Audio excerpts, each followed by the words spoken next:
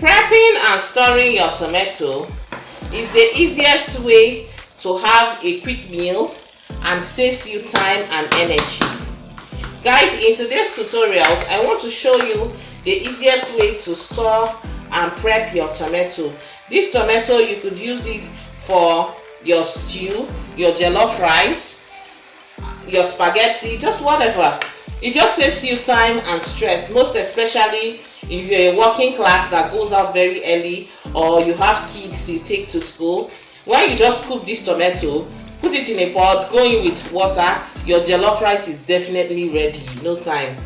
So guys, on today's tutorials, I want to show you how to prep and store your tomato for a long time, like for a very long time, and it will still retain its taste. But before we do that, please subscribe to my channel, turn on your post notification bell to be notified when I post amazing and special recipes like this. Like this video, share and comment. Alright guys, let's do this. So for this particular recipe, these here are necessary condiments I use to store and preserve my tomato. So with me here, I have my garlic and ginger, I have my already washed fresh pepper, my onions, seasoning cubes, salt, and that's my sweet pepper, also known as tatashi. Now here are some of the spices I prefer to use. So I have my onga here, I have this other one here, and I have, this is my curry, then, and my shallot as well. So this Sonia tomato paste is just my go-to paste anytime, any day. Yes, this tomato paste is so nice. I'm not advertising for them though, but just trying. Now, something very important. Here I have my fresh tomato. So I had already blended it and put it in this my pap bag. This is to strain out the water to make it easier for me to fry. Yeah, so I had to put it in here. So if you want your tomato to strain out water and get easier to fry, just use this method. Alright, so first of all, I'll go ahead to blend my pepper and my onions and my ginger and garlic. So I'm going to do that off camera. But okay guys, I'm finally done blending my pepper. So here I have my onion, my pepper and my sweet pepper, garlic and ginger. So I'm finally done blending it, and here is what it looks like. See how beautiful and red this is.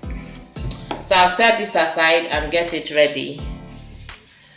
At this point, my tomato, the water for my tomato has been extracted, and look what I have here. So this is just the easiest way to save time instead of you frying for a very long time. So this is the water I got from extracting my tomato. So now I'm going to take it out from there and transfer it into my bowl for me to show you what it's going to look like when you're done. So I'm going to go ahead to, I'm going to open this up. I just want to show you what it will look like when you're done, when it's finally out of this. I didn't get to keep it there for long though. I just left it for a short time. Ooh, so see that? This is what my tomato looks like. You see the water has dried up.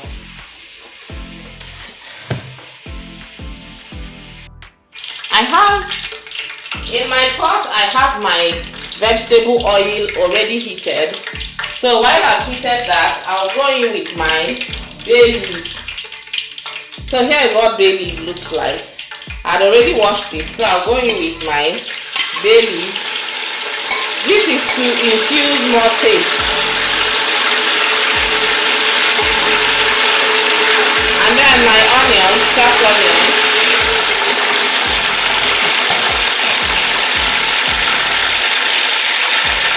And then I'll go ahead to fry this for a few minutes.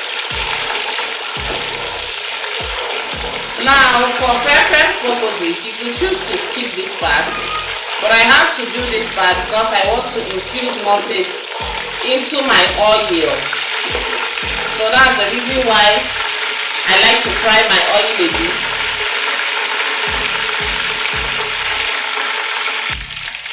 At this point, my onions and my bay leaf have released all their taste, and it's time to scoop in my fresh tomato. Now, because this isn't tomato season, so I couldn't get a very red tomato, but we move. So I'll go in with my tomato, my fresh tomato for a start, and fry this thoroughly.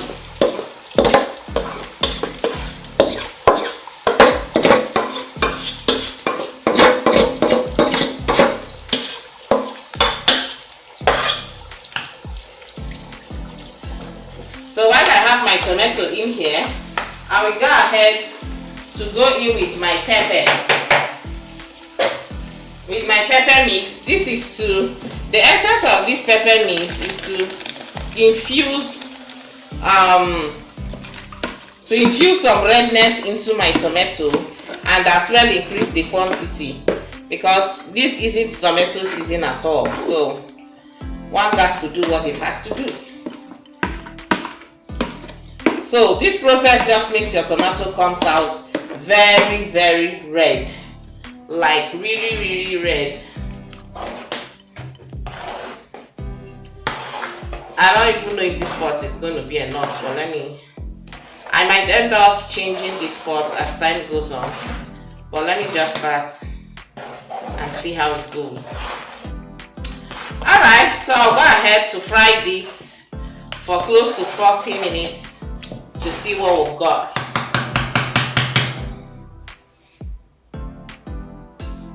Okay, at this point our tomato has fried thoroughly and it has reduced. So it's time to go in with some of my spice. So at this point I'll go in with my onga spice, because my tomato is quite much. So I'll go in with my onga spice like so. Onga stew just gives your tomato some level of redness, and then I go in with this stew. I think this is called Spice City. It just gives your stew some level of redness. So I go in with this one. Next I'll go in with my seasoning cube. Now I like to go in with all of these spices before going in with my tomato paste, because it gives your tomato this awesome taste. It gives you this awesome taste. So right now I have my seasoning cube in there, and next I'll go in with my shallot. So this shallot is basically dry onions. So I'll go in with a little bit of shallot, and finally going with my curry powder.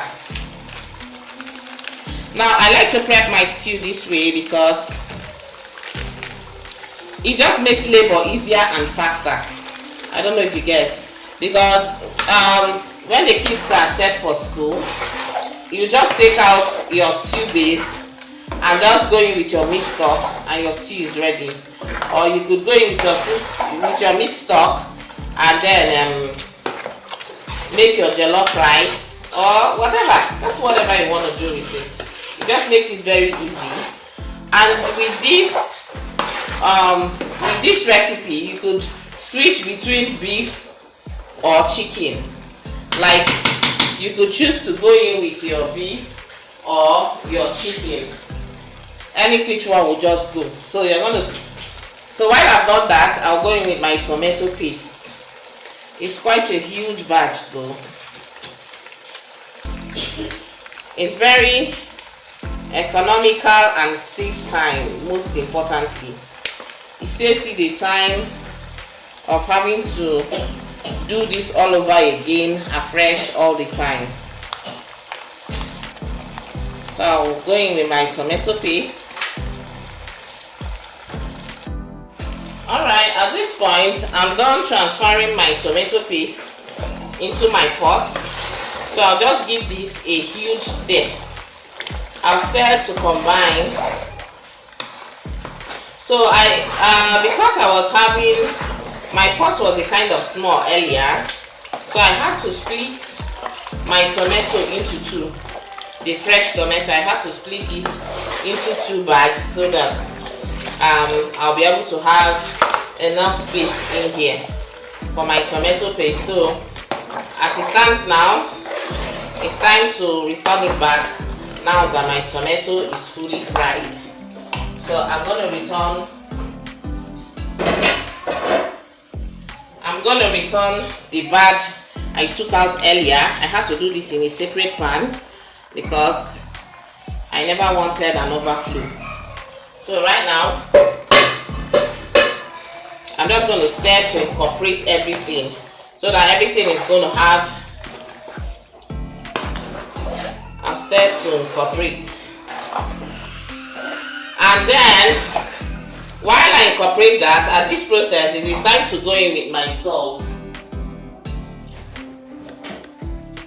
It is time to go in with some salt like so. So I like to salt my tomato. You could choose to skip this though if you're not refrigerating it, or if you won't be freezing it. You could choose to skip this part of freezing it because you might decide to use the salt from your meat stock.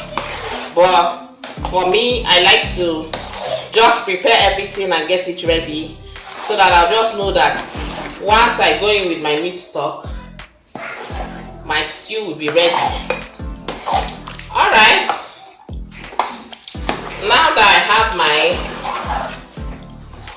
my tomato paste here, I'm going to just let this to fry for a few more minutes and our tomato will be ready. So guys, if at this point you've not subscribed, please do well to subscribe, turn on your post notification bell to be notified when I post amazing and delicious recipes like this. Like this video, share and comment, please. Okay, we're going to fry this for a few minutes and we're going to get back to it.